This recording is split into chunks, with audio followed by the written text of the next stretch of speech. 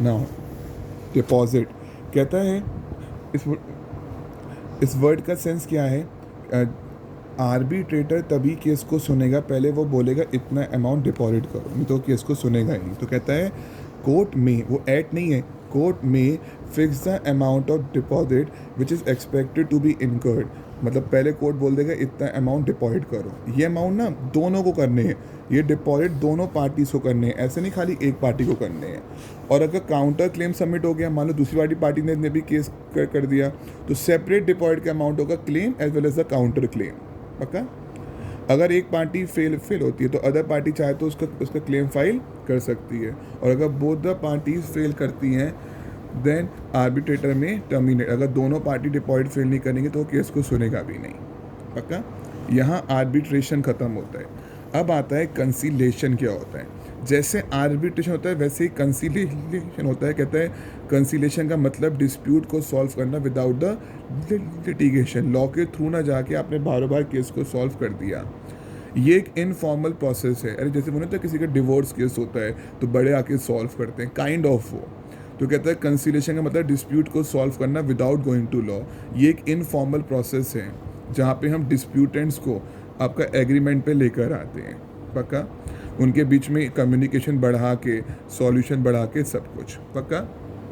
It can be successful if only parties are, ये तभी successful होगा अगर दोनों पार्टी एडजस्ट करने को चाहती हैं। तो आर्बिट्रेशन एंड कंसीलेशन 1996 प्रोवाइड करती है, उन्होंने लीगल रिकॉग्निशन दी है।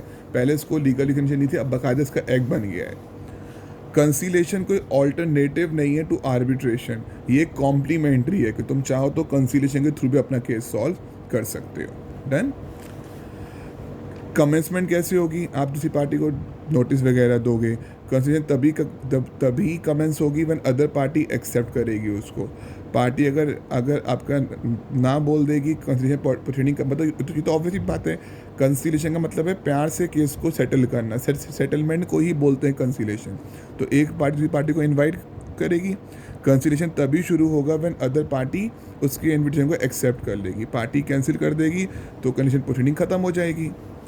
If initiating party did not get the reply, अगर 30 दिन तक दूसरी पार्टी ने आंसर नहीं दिया तो हम मानेंगे हमारी जो प्रोसीडिंग है वो कैंसिल हो गई है। पक्का? अब देयर कुड बी एक कंसीलेटर, 2 या 3 कुछ भी हो सकते हैं। एक ही होगा तो वो एक बंदा होगा, दो, यहाँ पे कोई इवन और का चक्कर नहीं है, कुड बी 1, 2 और 3। एक है तो वो इकलौता बंदा होगा, 2 है तो ईच पार्टी एक एक अपॉइंट कर लेंगी।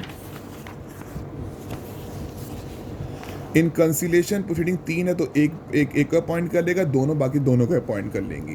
कंसीलेटर का काम क्या है? वो असिस्टेंट देगा, इम्पार्शियल वे में दोनों पार्टी के केस को सेटल करेगा। वो जो बड़ा है दोनों पार्टी केस को सॉल्व करेगा।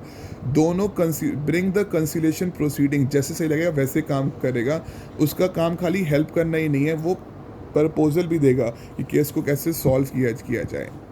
कंसीलेटर पार्टीज को इनवाइट कर सकता है इंडिविजुअली, पार्टीज फॉर ओरल की तुम यहाँ पे आओ, जैसा पार्टी ने मिलकर डिसाइड किया है। तो कहता है कंसीलेटर में इनवाइट द पार्टीज इधर इंडिविजुअली या टुगेदर कि तुम यहाँ पे आओ, जो दोनों पार्टी ने मिलकर डिसाइड किया है, दोनों के सारी बातें सॉल्व करेगा।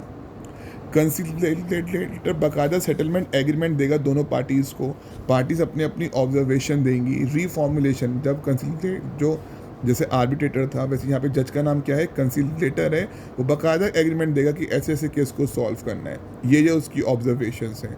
और मान लो जब उसने एग्रीमेंट दिया तुम कोई पॉइंट को चेंज करना चाहते हो तो वो रीफॉर्मुलेट भी पॉइंट को कर देगा। पार्टीज रीच करेंगी, सेटलमेंट साइन कर देंगी, दोनों पार्टी में बाइंडिंग हो जाएगा। कंसीलेटर इसे ऑथेंटिकेट कर देगा और पार्टी वगैरह और कॉपी वगैरह दोनों पार्टी को सेंड आपको कर देगा। इसका वही इफेक्ट होगा जैसे कि आर्बिट्रेशन का होता है। पक्का? तो इसने कहा कंसीलेटर जो है वो आपको सेटलमेंट करने के बाद दोनों को एग्रीमेंट भेज देगा, अपना अवार्ड भेज देगा। फिर पार्टीज अपनी ऑब्जर्वेशन, वो जो चेंज करने को बोलेंगे कंसीलेटर उस अकॉर्डिंग चेंज कर देगा। मतलब बेसिकली यार कंसीलिएशन हुआ क्या कि आप कोई बड़ा इंसान आपके केस को सॉल्व कर रहा है, बस वो कोर्ट नहीं है, लॉ नहीं है, किससे आप अपने केस को सेटल कर लो। कब ये प्रोसीडिंग ख़त्म होती हैं? By signing the agreement, return declaration हो जाए, दोनों पार्टी ने दिया कुछ भी ऐसा, तो इन चार कारण वो कैंसिल हो जाती हैं। Conciliator can't act as the arbitrator, और conceal any of any party, वो मतलब कंसिलेटर आर्बिट्रेटर नहीं है, वो कोई वो किसी पॉइंट को छुपाएगा नहीं। Conciliator shall not be presented by the parties as witness, conciliator कभी विटनेस वाले काम नहीं कर सकता। ओके तो यहाँ कंसिलेटर का छोटू सा टॉपिक खत्म होता है, ये भी एग्जाम में आया था, बताओ कंसिलेशन क्या होता है, तो ये सारे पॉइंट भी आपको लिख के आने पड़ेंगे। डन। अब शुरू कर रहा हूँ, ऑल्टरनेट डिस्प्यूट रिजोल्यूशन क्या होता है। ये 2 पेज थोड़े अमेंडमेंट के भी आए हैं। ये आर्बिट्रेशन हो चाहे कंसिलेशन हो, ये दोनों ही क्या है, डिस्प्यूट को सॉल्व करने का एक और तरीका है। देखो इसने कहा ऑल्टरनेट डिस्प्यूट का मतलब ये कॉमन जुडिशियल प्रोसेस है, यहाँ पे आर्बिट्रेशन, कंसिलेशन, मीडिएशन दोनों आता है।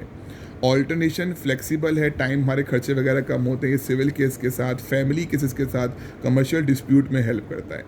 International centre is a unique centre, मतलब यहाँ पे मतलब इंटरनेशनल सेंटर बाकायदा बनाया गया है, जो ये पूरा एक सेंटर है जो उसको प्रमोट करता है कैसे कैसे काम करने हैं।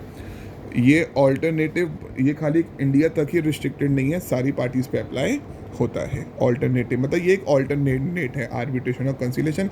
ये एग्जाम में नहीं आएगा, ये आप कट कर सकते हो, ये नहीं आएगा एग्जाम में, या तो आर्बिट्रेशन में से आएगा या फिर कंसिलेशन में से आएगा। Okay done. अब 2 अमेंडमेंट वाली शीट रीड कर रहा हूँ।